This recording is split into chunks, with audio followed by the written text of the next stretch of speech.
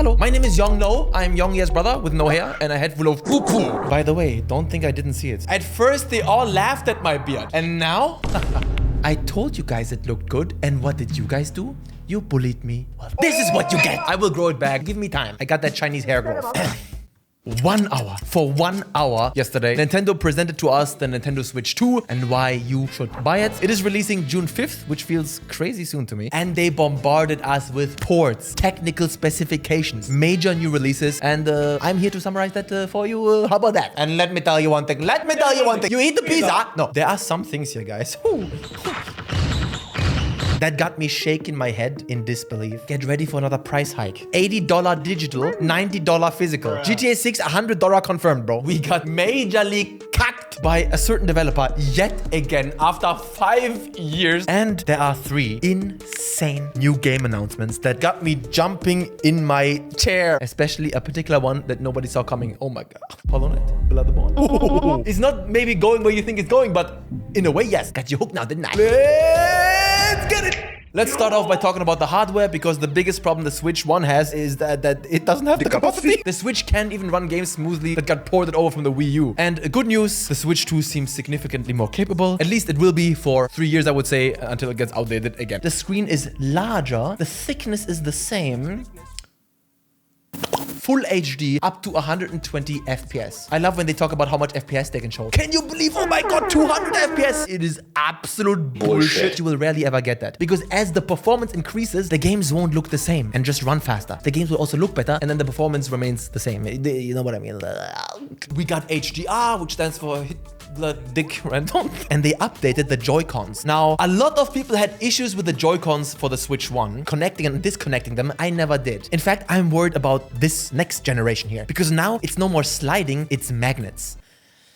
This worries me. How can magnets keep that in place? How strong will the magnets be? And also, is my phone going to die when I put it close to the Switch? Like, are those magnets compatible with gamer rage? Because think of the possible bad case scenario, yeah? You play Switch, you get angry, like all good gamers do. Video games suck. And then you lift the Switch up like this, yeah? You want to slam it and it flies off into the sky. Goodbye. We got the same old sticks as before. I don't know why, man. Look at other handhelds and look how beautiful. Why this, man? When now the Joy-Cons can also be used as a mouse. Can be used as a mouse. You detach, you put it on the table, and you use it as a mouse. They showcased this with some mini games from Mario Party, jump. You shake a can of spray paint and quickly tag objects. Cool. That is Nintendo. They always be exploring them gimmicks. Half of them fail, the other half ends up being bangers. Does this mean that we can play FPS games with proper accuracy? RTS games properly with preciseness? Very excited what this could bring. And one major new thing they showed, and at first I thought, whatever. But then looking at it, I'm like, if I had friends, this would be cool. You attach a camera, an original Nintendo Switch 2 compatible camera. I don't know if it'll be compatible with other cameras, probably not, knowing Nintendo. But now when you play games, you show your face. You can see the live reaction of players. And I think that is kind of cool. If you play online games like Mario Party, you always see the other players' reactions, their faces, and epic. I like that. It seems to be very simple, very straightforward, not the highest quality, but you know, it's fine. If this is an easy and accessible feature, I could imagine this going through the decade. Never underestimate Nintendo. They know how to market shit. Except the carton. This camera is supposed to be used with like this new share button on the controller that you can use online with like game streaming and seeing what other people are doing. It's cool. I won't be using it. Love ya. The Switch 2 also got a mic now, which is supposed to pick up your voice quite clearly, even if you put it on the dock far away. Cancel noise, cancel game audio.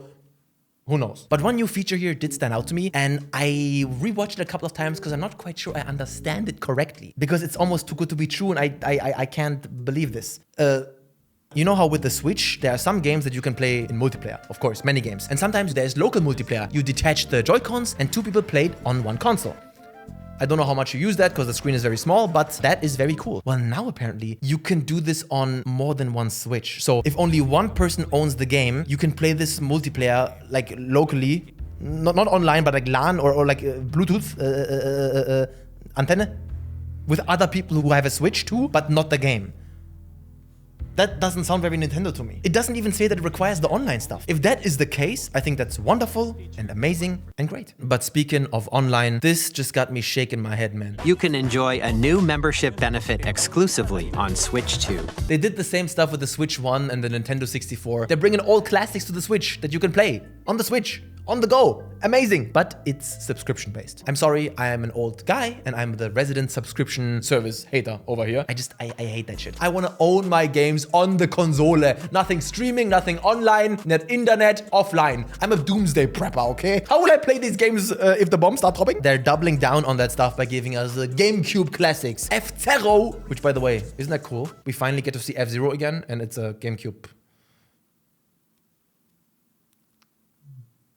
Bastard. Soul Calibur and Wind Waker. Whatever happened to that Zelda Classic Collection that was rumored?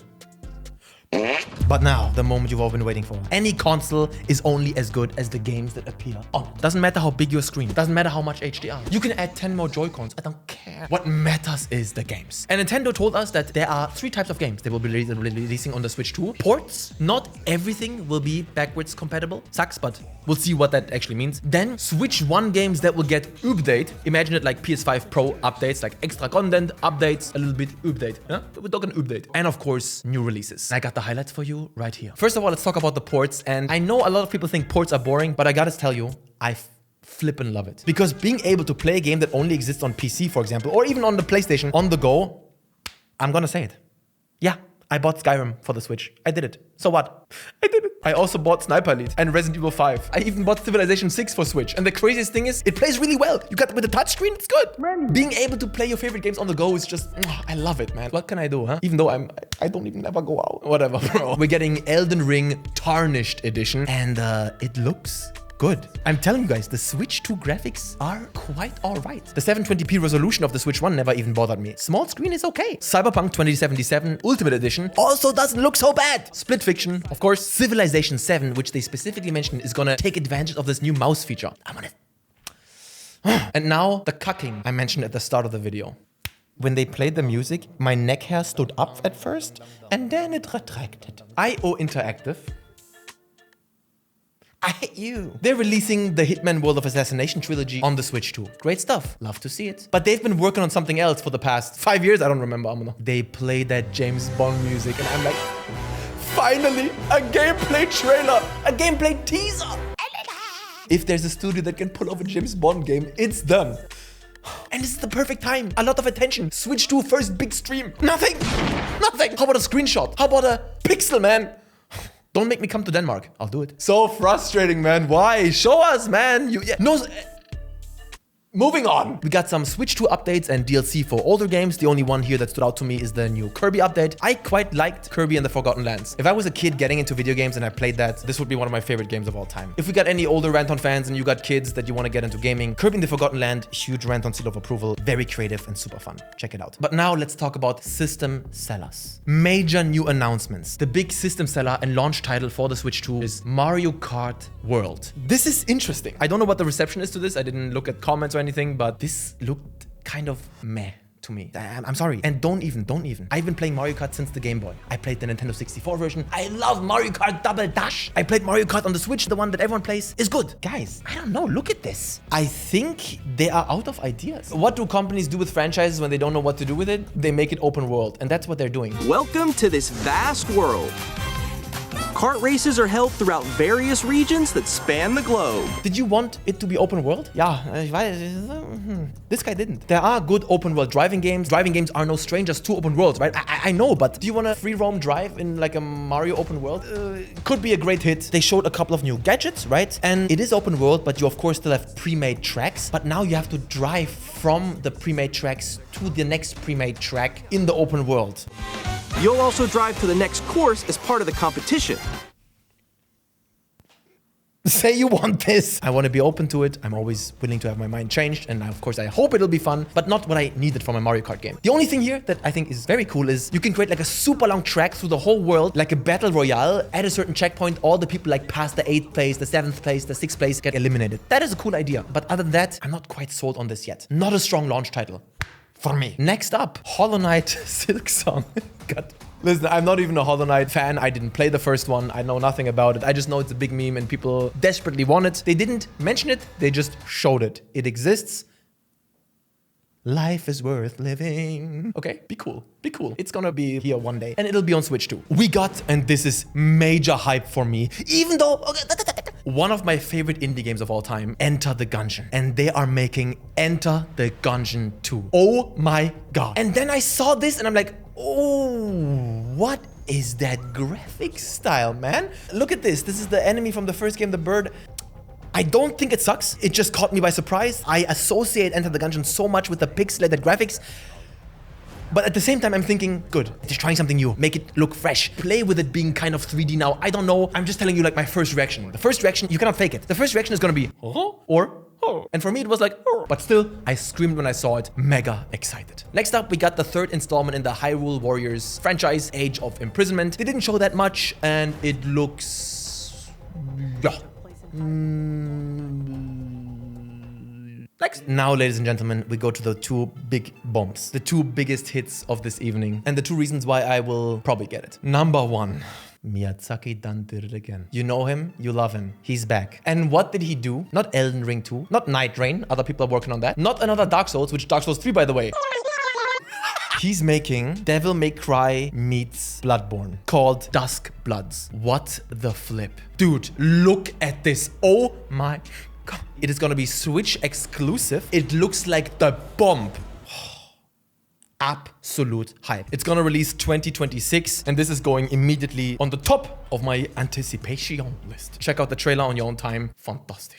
And now my number one, and I'm not kidding. I was, of course, hoping for a new mainline Mario game. Odyssey is 8 years ago. Unbelievable. Where is our next mainline Mario? But what we got now is, for me, no joke, almost just as epic. A game that I loved as a young lad getting into video games was Donkey Kong 64. A classic. 4-player split screen, amazing campaign, different characters, and it always legitimately saddened me how Donkey Kong over the past years always got relegated to 2D games or as like a cameo side character, whatever. Why did they do this to him? And now, finally, Donkey Kong is back with his own full-fledged AAA mainline flagship 3D adventure, bro. And it looks so good. It looks so sandboxy, how you can destroy everything. It is long overdue. I love how at first they try to trick you and make you think it's another Toad Treasure Tracker, which that game is also fun, but not on this level. Very, very excited. Donkey Kong Bonanza looks amazing. I cannot wait for it. Cannot wait. Only problem, yeah, as I mentioned before, price go up. Okay, that's, oh, wait.